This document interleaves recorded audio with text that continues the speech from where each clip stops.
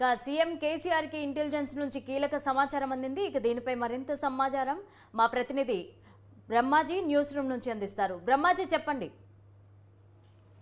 లావణ్య, ఏదైతే ఎన్నికలు సమీపిస్తున్న కొద్దీ అధికార బీఆర్ఎస్ పార్టీలో కొంతవరకు ఆందోళన వ్యక్తమవుతుంది. అయితే ప్రధానంగా ఇటు కాంగ్రెస్ పార్టీ ప్రధానంగా పుంజుకోవడంతో పాటు చాలా చోట్ల కూడా బీఆర్ఎస్ పార్టీకి సంబంధించినటువంటి ఎమ్మెల్యే అభ్యర్థులపైన తీవ్రమైన వ్యతిరేకత ఉన్న నేపథ్యంలో ఎప్పటికప్పుడు ఇంటెలిజెన్స్ నివేదికలు తెప్పించుకుంటున్నటువంటి కేసీఆర్ ఆ విధంగా ఇటీవల ఒక కూడా ఇంటెలిజెన్స్ అధికారుల నుంచి అందుకున్నారు. దాని ప్రకారం చూసుకుంటే దాదాపు 22 నుంచి 25 స్థానాల్లో తీవ్రమైన అసంతృప్తి అనేది నివురుగా నిప్పులా ఉంది. దాంతో బీఆర్ఎస్ పార్టీకి కొంతవరకు ఇబ్బంది తలెత్తే అవకాశం ఉందని చెప్పినట్టు తెలుస్తుంది.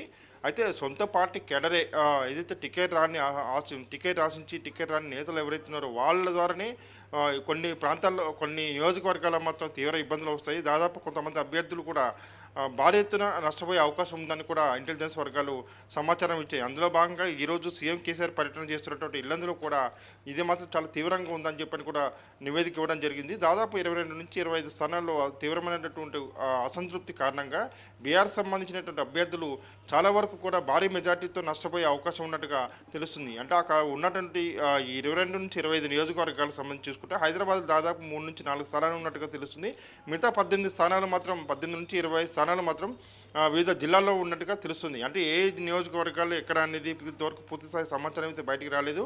కానీ కేసీఆర్కి ఇచ్చినటువంటి నివేదిక ప్రకారం చూస్తే ఏదైతే టికెట్ ఆశించి రానటువంటి నేతలు ఎవరైతున్నారో వాళ్ళు స్వయంగా ప్రస్తుతం ఉన్నటువంటి అభ్యర్థులను తామే ఓడిస్తామని చెప్పని కూడా లోకల్గా ఉన్న నేతలు చెప్పడంతో ఇటు బీఆర్ఎస్ పార్టీ ఆందోళన వ్యక్తం చేస్తుంది. ఇప్పటికే వార్ రూములు ఏర్పాటు చేసి వార్ రూముల ద్వారా ఉన్నటువంటి సమస్యలు కొంతవరకు కంట్రోల్ చేసే పరిస్థితి తీసుకొస్తున్నప్పటికీ కూడా ప్రస్తుతం మాత్రం అసమ్మతి అనేది ఇంకా తగ్గే పరిస్థితి కనిపించకుండా పెరిగే అవకాశం కూడా కనిపిస్తుంది.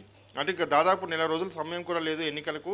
ఈ సమయంలో ఉన్నటువంటి అసంతృప్తి 119 నియోజకవర్గాల్లో అంటే ముఖ్యంగా ఎంఐఎం సంబంధించినటువంటి అభ్యర్థులను పక్కా పెడితే ఎంఐఎం స్థానాలు పోటీ చేసే స్థానాలు పక్కా పెడితే మిగతా నియోజకవర్గాల్లో దాదాపు 110 స్థానాల వరకు చూసుకుంటే చాలా వరకు అసంతృప్తి అనేది తీవ్రంగా కనిపిస్తుంది. రానున్న ఈ రోజుల్లో మాత్రం ఈ అసమ్మతి తీవ్రమయ్యే అవకాశాలు కనిపిస్తున్నాయి. స్వయంగా కేసీఆర్ మాత్రం వివిధ నియోజకవర్గాలు చుట్టి వస్తున్నప్పటికీ కూడా కేవలం బహిరంగ సభలకే పరిమితం అవుతున్నారు. కానీ వార్ రూముల ద్వారా కేటీఆర్ కానీ హరీష్ రావు కానీ కొంతవరకు తగ్గించే ప్రయత్నం చేస్తున్నప్పటికీ కూడా వెంటనే దానికి సంబంధించినటువంటి కౌంటర్ మాత్రం లోకల్గా ఉన్నటువంటి నేతలు ఇస్తున్నటువంటి పరిస్థితి కనిపిస్తుంది. దీంతో అభ్యర్థులు కూడా ప్రచారం చేయాలంటే కూడా కొంతవరకు అసహనానికి గురవుతున్న పరిస్థితి అయితే కనిపిస్తుంది. లావణ్య, అయితే ఎన్నికలు సమీపిస్తున్న వేళ బీఆర్ఎస్ నేతలు ఎవరైతే ఉన్నారో వారి మీద దాడులు జరుగుతూ ఉన్నాయి. దీనికి అసమ్మతి నేతలు కారణం అనొచ్చా? ముందుగా ఎలాంటి చర్యలు తీసుకోబోతోంది పార్టీ? అంటే ఇప్పటివరకు నిన్న ఏదైతే 2 రోజుల క్రితం ఎవరైతే ఎంపీ కొత్త ప్రభాకర్ రెడ్డి మీద జరిగినటువంటి దాడి ఉందో అది కాంగ్రెస్ పార్టీ చేయించింది అనేది కూడా ఇటు బీఆర్ఎస్ పార్టీ చెప్తూ వస్తుంది. కానీ వాస్తవానికి బీఆర్ఎస్ పార్టీ చెప్తున్నటువంటి దాని ప్రకారం చూసుకుంటే దాడి చేసింది మాత్రం కాంగ్రెస్ పార్టీ అభ్యర్థి, కాంగ్రెస్ పార్టీకి సంబంధించిన నేతనా లేకపోతే బీజేపీ సంబంధించిన నేతనా లేకపోతే వ్యక్తిగత కారణాలతో చేశారనేది మాత్రం ఇంతవరకు ఎటువంటి సమాచారం అయితే బయటకు రాలేదు. ఈ నేపథ్యంలోనే వివిధ బీఆర్ఎస్ పార్టీకి సంబంధించినటువంటి అభ్యర్థులకు ఎమ్మెల్యేలకు కూడా ఇప్పటివరకు భద్రత పెంచుకుంటూ వచ్చారు. కానీ లోకల్గా ఉన్నటువంటి నేతల ద్వారానే దాడులు జరిగే అవకాశం అయితే కనిపిస్తున్నట్టుగా తెలుస్తుంది. ఏదైతే ముఖ్యంగా ఎన్నికలు జరిగేటువంటి సమీపిస్తున్న తరుణంలో రాత్రిపూట కొన్ని చోట్ల ఏదైతే టికెట్ దక్కించుకున్న వాళ్ళ నేతల మీద వాళ్ళ అనుచరుల మీద టికెట్ రాని నేతలు మాత్రం దాడులు చేసే అవకాశం ఉన్నట్టుగా కూడా కొంతవరకు సమాచారం వస్తున్నట్టుగా బీఆర్ఎస్ పార్టీ ఆందోళన వ్యక్తం చేస్తుంది. ఈ పరిస్థితి మాత్రం ఉమ్మడి ఖమ్మం జిల్లాతో పాటు నల్గొండ, నిజామాబాద్, కరీంనగర్, వరంగల్ జిల్లా అత్యధికంగా ఉన్నట్టుగా తెలుస్తుంది. మహబూబ్నగర్లో కూడా కొంతవరకు ఉంది. ఈ విధంగా లోకల్గా టికెట్ రాని వాళ్ళ నేతల ద్వారానే తమ పార్టీ సొంత పార్టీకి సంబంధించిన నేతల ద్వారానే ఇటువంటి దాడుల ముప్పులు కూడా ఉన్నట్టుగా తెలుస్తుంది. అంటే ఈ ఎలక్షన్ కమిషన్ కూడా ఇప్పటికే చాలా సందర్భాల్లో చెప్పింది.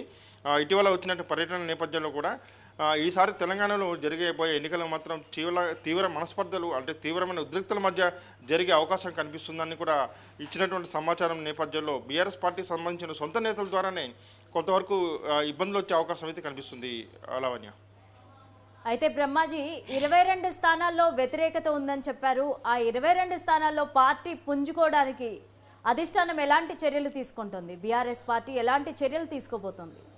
అంటే ప్రస్తుతం ఉన్న సమాచారం ప్రకారం మాత్రం కేవలం 22 నుంచి 25 స్థానాల్లో అసంతృప్తి ఉన్నట్టుగా తెలుస్తుంది. కానీ ఈ సంఖ్య ఇంకెక్కువ ఉన్నట్టుగా కూడా ఇంటెలిజెన్స్ వర్గాల సమాచారం చెప్తున్నాయి. అంటే విడతల వారీగా నివేదికలు ఇసుకుంటూ వస్తున్నాయి. అంటే కేవలం మొత్తం 119 నియోజకవర్గాలకు సంబంధించిన నివేదికలు కాకుండా కొన్ని విడతల వారికి నియోజకవర్గాలు తీసుకుంటే ఈ సమాచారం ఇస్తూ వస్తుంది. ప్రస్తుతం ఇచ్చిన నియోజకవర్గ ప్రకారం చూసుకుంటే 22 నుంచి 25 వరకు ఉన్నట్టుగా తెలుస్తుంది.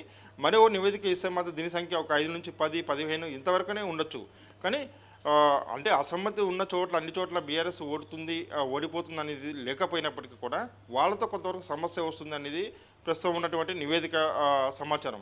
అయితే ఈ సందర్భంగా ఇప్పటికే వార్ రూమ్లో బీఆర్ఎస్ పార్టీ కూడా వార్ రూమ్లో ఏర్పాటు చేసుకుని ఖచ్చితంగా దానికి సంబంధించిన సమాచారం తెప్పించుకుంటూ లోకల్గా ఉన్నటువంటి సమస్యలు ఏవైతున్నాయో వాటిని కంట్రోల్ చేసే పరిస్థితి తీసుకొస్తున్నప్పటికీ కూడా కొన్ని చోట్ల మాత్రం అసంతృప్తి అయితే ఇంకా కంటిన్యూ అవుతుంది. రానున్న ఎన్నికల్లో కూడా ఈ అసమ్మతి పెరిగే అవకాశం ఉందని కూడా బీఆర్ఎస్ పార్టీ అధిష్టానం భావిస్తుంది. ఇలా ఉంది.